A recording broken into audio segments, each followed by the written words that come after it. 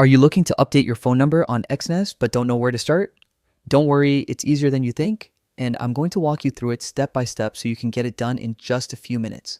First, open your browser and go to talkmy.exness.com. Log into your account using your credentials.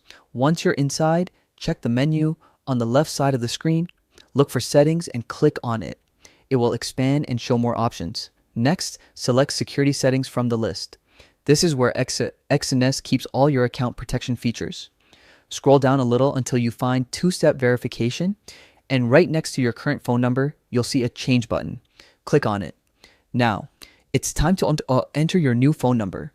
Make sure it's a number you have access to because Exness will send a verification code there. Type in your new number, hit next, and wait for the code to arrive. Once you receive it, enter it in the verification box to confirm that this number belongs to you. And that's it. Your phone number is now updated on Exness and your account stays secure. It's a simple process, but knowing exactly where to click makes all the difference.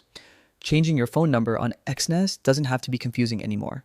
Follow these steps and you'll have it done in less than 2 minutes.